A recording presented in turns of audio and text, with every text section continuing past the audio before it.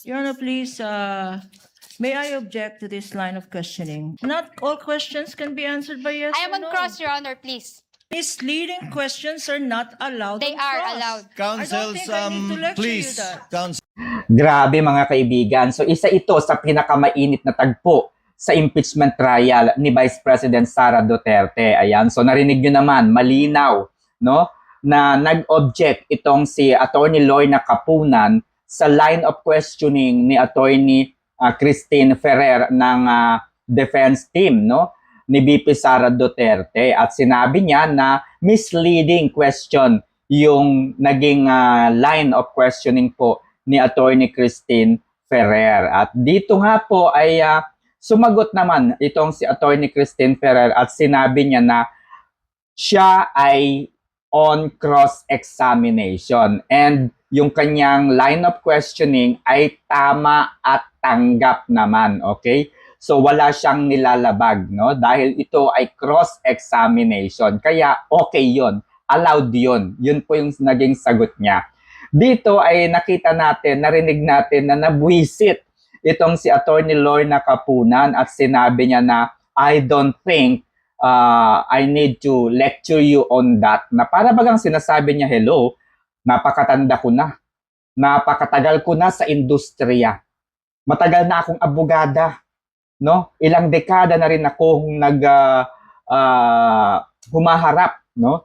Sa ganitong mga usapin at sa ganitong mga trial. So, wag mong questionin ang aking experience. So, yan po yung nais niyang iparinig at ipakita o ihatid sa taong bayan. Okay? So, well, sa mga hindi po nakakaintindi, mga kaibigan, nung tamang proseso, ng tamang proseso ng pagtatanong during the deliberations, no, during the cross-examinations, iisipin po, no? Iisipin po ng marami na, ay oo nga, matanda na yan, well-experienced na yan, sanay na yan si Attorney Lorna Capunan. Tumanda na lamang yan sa pagbibigay ng serbisyo sa kanyang mga kliyente. Well-experienced na yan. Marami na yan alam and therefore tama yan. Totoo yan at siya ay nasa lugar. So kakampihan siya dahil sa kanyang experience. Pangalawa, kakampihan siya ng mga dilawan at mga pinklawan. Okay? Pero itong usapin na ito, mga kaibigan, ay magiging patas tayo. Okay? Ipaliliwanag natin kung sino ba ang nasa lugar. Si Attorney Lorna Capunan ba na sinasabi na hindi allowed yung pagtatanong ni Attorney Christine Ferrer?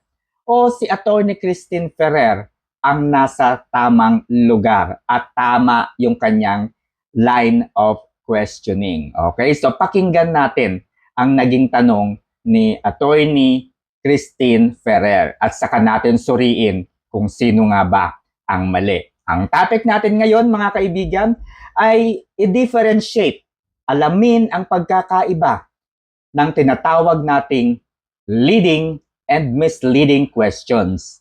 Kailan ba allowed ang leading questions? Kailan ba ito not allowed? Kailan ba allowed ang misleading? At kailan ba ito hindi ina-allowed? Okay? So ito po ang ating pag-uusapan. Meron po tayong proseso ng pagtatanong. Una, ang magtatanong ay ang prosecution. Ito po ay tinatawag nating direct examination. Susunod, ang depensa naman ang magtatanong sa witness. Ito po ay tinatawag nating cross-examination. At pagkatapos po ng cross-examination, mayroon pong redirect examination kung saan muli ay magtatanong ang prosecution doon sa kanilang witness. Okay? So, yun po yung mga stages ng pagtatanong, no, ng mga abogado doon sa mga witness. Okay? Uulitin ko. Direct examination, magkakaroon ng cross-examination, at syempre, magkakaroon po ng redirect examinations. Pakinggan natin ang naging tanong ni Attorney Christine Ferrer during the cross-examination. Ang tanong ko sa'yo ngayon, Alam niyo ho ba, no? Do you know that one of the purposes of a confidential activity or a surveillance is crime prevention? Alam niyo ba 'yon? Ang sa confidential Hindi, alam niyo ho ba 'yon? Tanong ko lang ho, alam niyo ho ba na isa sa mga purposes ng surveillance or ng confidential work ay crime prevention? Alam niyo ho ba 'yon? kasama po ang crime prevention pero depende rin po Hindi, ito sa just answer my question, mandate ng yes or agency. no? Attorney Do you- Celine, Do you agree? Yeah.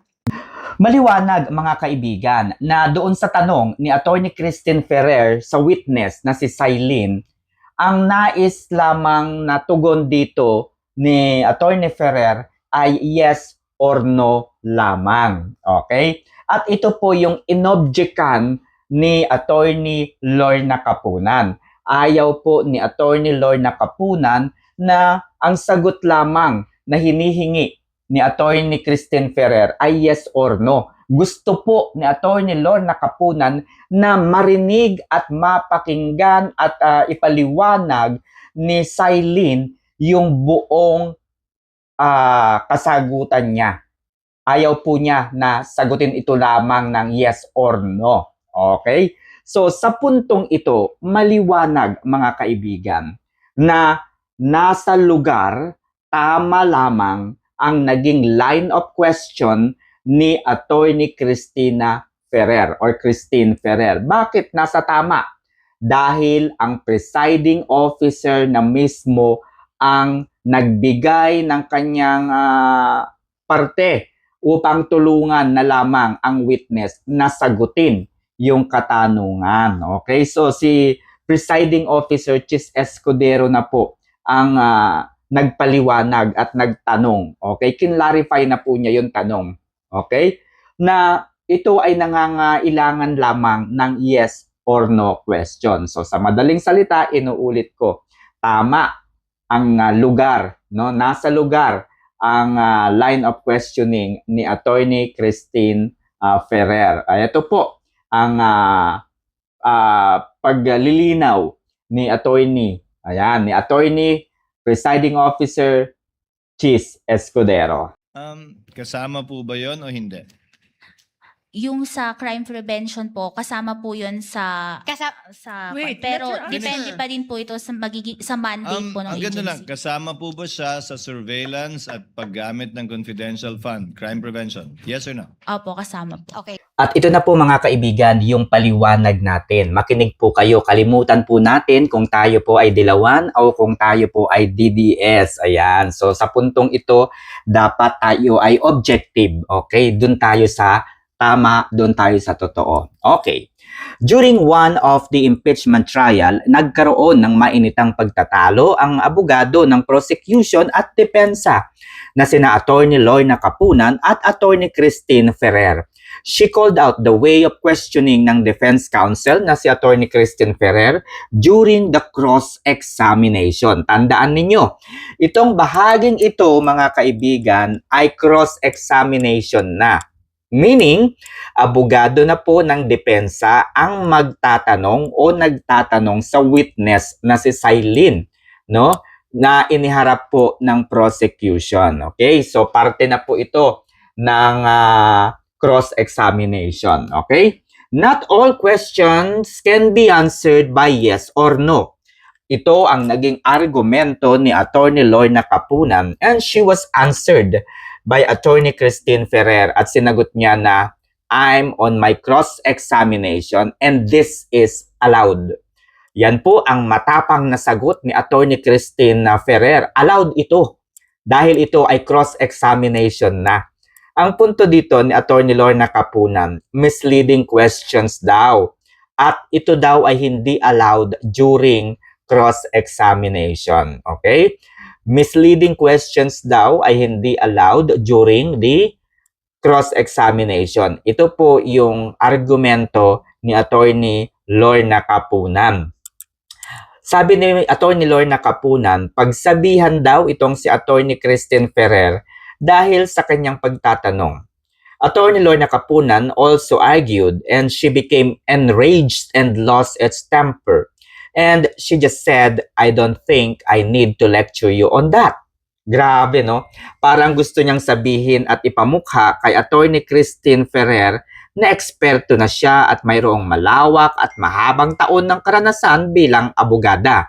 May punto nga ba si Attorney Lorna Kapunan na misleading ang tanong ni Attorney Christine Ferrer?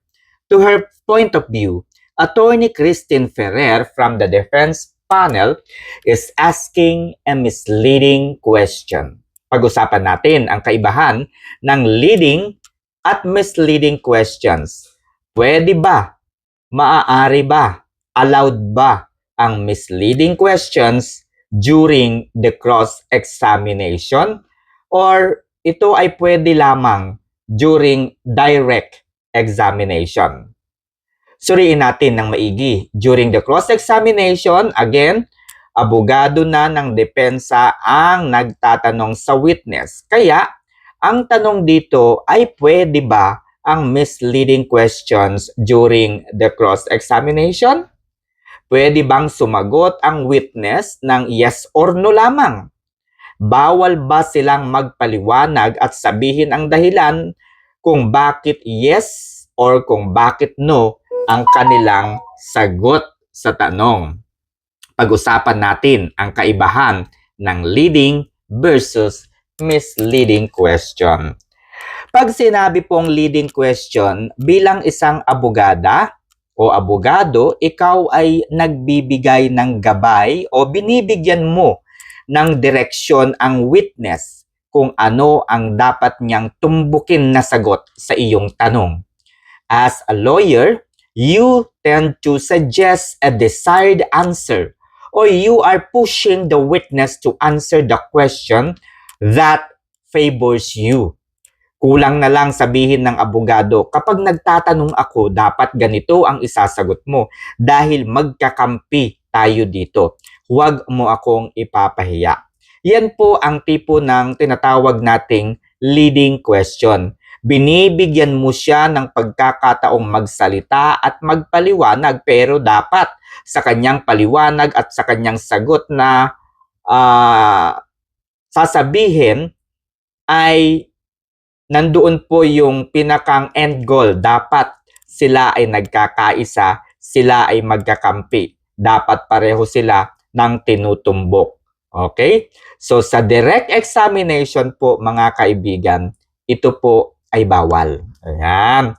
Bawal po sa direct examination ang tinatawag nating leading question. Uulitin ko, sa direct examination, bawal ang leading questions. Okay? Dapat kahit kakampi ng abogado ang witness, kahit sa kanila o sila ang nagpasabi na sa witness, dapat ay hayaan nilang magsalita ang witness ng buong katotohanan base sa kanyang actual na karanasan at ginawa o ginagawa. Dapat siya po ang magpaliwanag ng lahat. Hindi po pwede yung yes or no lamang. Hindi dapat ikahon ang sagot ng witness during direct examination.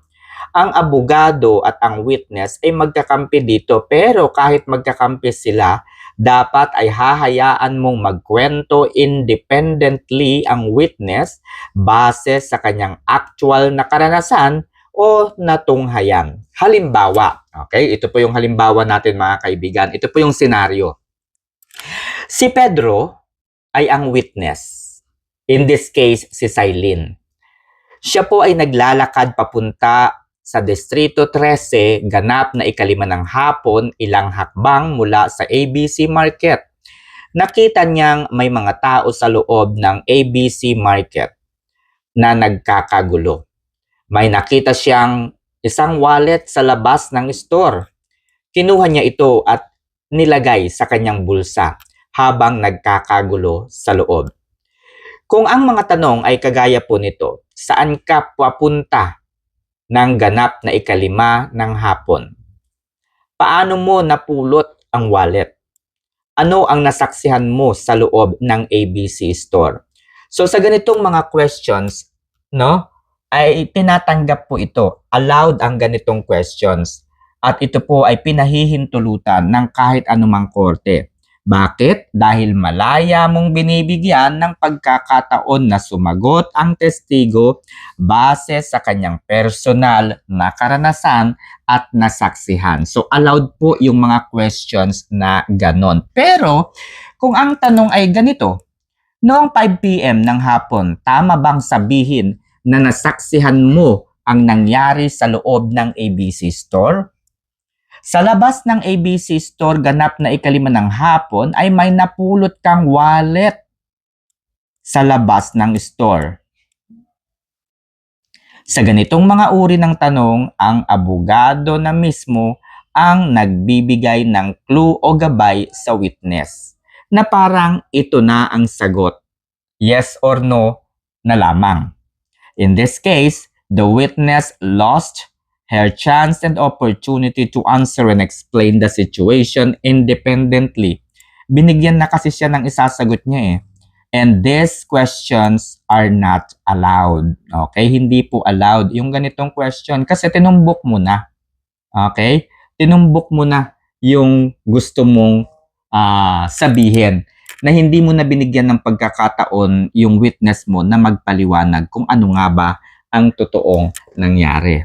Again, in summary, bawal po ang leading question sa direct examination. So, ibig sabihin, kung bawal sa direct examination ang leading question, this is allowed in cross-examination. Okay?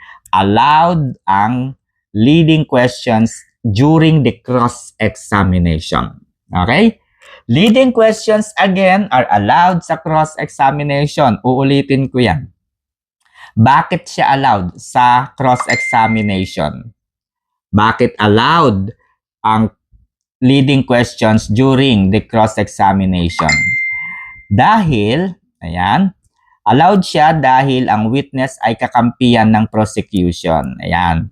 And in this case, kakampi ni na Attorney Lorna Kapunan ang witness na si Silene. Kung hahayaan ni Attorney Christine Ferrer na sumagot at magpaliwanag si Silene, eh syempre at the end of the day, ilulubog niya ang depensa at kakampihan niya ang amo niya. Gagawa siya ng isang paliwanag na kung saan ang magiging punot dulo nito ay magiging kalaban siya talaga ng witness. At yung sagot ng witness ay magpapabor o papabor sa prosecution. Kaya, ibig sabihin dito, yung yes or no ay pwedeng-pwede po sa cross-examination. Again, in this case, pwedeng-pwede ang mga tanong o pagtatanong ng mga leading questions para matest at ma-evaluate mo ang credibility ng witness. O, pwede po yung yes or no para ma-assess mo ma-assess mo, makita mo yung kredibilidad ba nitong si witness. Okay? Kung credible ba talaga siya na magsabi ng katotohanan. Baka kasi yung kanyang isinasagot ay kino-coach lang siya. Kaya ang galing niyang magpaliwanag during direct examination. Eh baka meron siyang script o talagang tinuruan siya, pinaliwanagan siya na ganito yung isasagot niya kapag siya ay tinatanong. So yun po ang dahilan mga kaibigan. Kaya pwedeng-pwede po no ang leading questions during the direct examination. So halimbawa, noong nagkakagulo sa loob ay may nakita kang wallet sa labas ng ABC store. Ibinulsa mo ito. Ayan. So pwede yun. Pangalawang tanong, example, ikaw ay malapit sa ABC store, ganap na 5 ng hapon. Di ba? Pwede po yun. Ito pa, no? Ito pa yung tanong ni Attorney Christine Ferrer na kung saan ay dito po nag-ugat ang kanilang pagtatalo. Tanong ni Attorney Christine Ferrer, dinisallowed ninyo ang rewards sa information gatherings dahil walang evidence of success kasi ang gusto at hanap ni Silene dapat merong mahuli. Meron dapat apprehension. Okay? So in this case, wala po kasing apprehension na nangyari. Kaya, dinisallowed nila. Because wala pong apprehension. Ayan. Kasi ang goal nila at ang gusto nilang malaman o makita, dapat may mahuli. Dito kasi walang nahuli eh. So ang tanong ngayon ni Attorney Christine Ferrer ay ganito. Alam niyo ho ba ng purposes of confidential activity or surveillance ay for crime prevention? In this case, the question is answerable by yes or no. Kasi ulitin natin, alam niyo ho ba na ang purpose of confidential activity or surveillance ay for crime prevention? So again, in this case, it is answerable by yes or no. Pero ang testigo ay hindi po sumusunod. Talagang wala pong preno yung kanyang bibig. Gusto po niyang ipaliwanag, i-elaborate pa, palawakin pa po niya yung kanyang mga sagot. Okay, so yun po yung kanyang ginagawa, no? At dito po tumutol si Attorney Lorna Kapunan at sinabi niya na huwag namang pigilan, no? Sabi ni Attorney Lorna Kapunan, pagsabihan si Attorney Christine Ferrer na hayaang magpaliwanag yung witness. Sinagot naman siya na pwede ang tanong na ganito during the cross-examination. So sabi nga ni Attorney Christine Ferrer, I'm on cross-examination, and meron namang time itong si Attorney Lorna Kapunan during sa redirect examination. Eh di doon siya magtanong sa redirect examination. So pwede yun. Pero yung ginagawa dito ni Attorney Ferrer tama. Okay?